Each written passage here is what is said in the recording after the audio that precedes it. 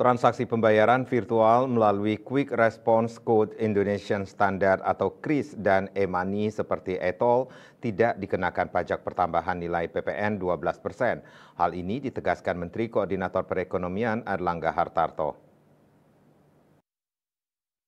Kutip Kantor Berita Antara, Menteri Koordinator Perekonomian Airlangga Hartarto mengatakan PPN 12% hanya akan dikenakan pada nilai barangnya, bukan pada sistem transaksinya. Diketahui PPN resmi naik dari 11 menjadi 12% yang mulai berlaku efektif 1 Januari 2025 mendatang. Airlangga menjelaskan KRIS sudah digunakan di berbagai negara di Asia termasuk Indonesia, Singapura, Malaysia, Vietnam, dan Thailand.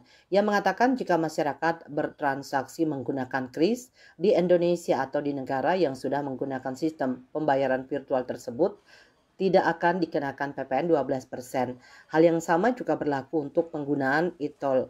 Selain sistem pembayaran, Airlangga menyampaikan bahwa PPN juga tidak diberlakukan untuk bahan pokok. Ia menyebut bahan makanan seperti tepung terigu, minyak goreng, minyak kita, dan gula industri bebas dari dampak kenaikan PPN.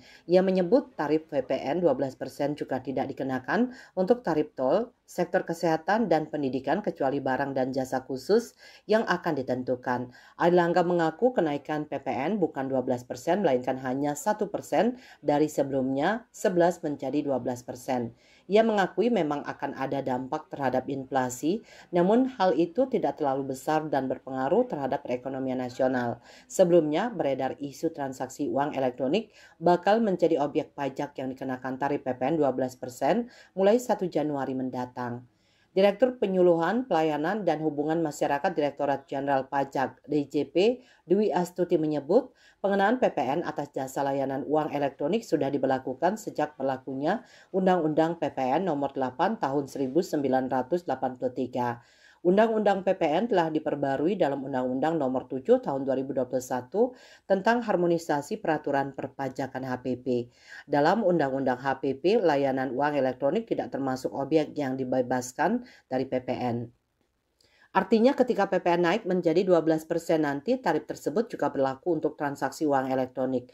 Aturan rinci mengenai pengenaan PPN terhadap transaksi uang elektronik atau layanan teknologi finansial (fintech) secara umum diatur lebih lanjut dalam Peraturan Menteri Keuangan PMK 69 tahun 2022. Layanan yang dikenakan PPN diantaranya uang elektronik e-money, dompet elektronik e-wallet, gerbang pembayaran, switching, clearing, penyelesaian akhir, dan transfer dana. PPN berlaku untuk biaya layanan atau komisi yang dibebankan kepada penyelenggara.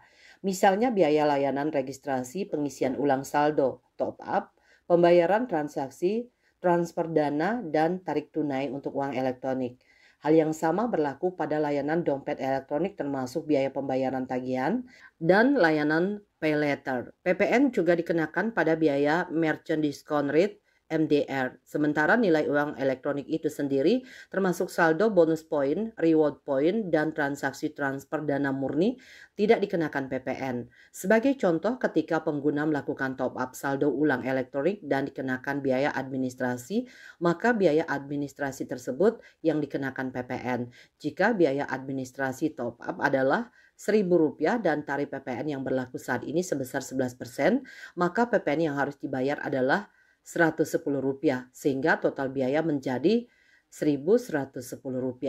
Bila PPN naik menjadi 12% nantinya, maka PPN yang perlu dibayar sebanyak Rp120, sehingga total biaya menjadi Rp1.120.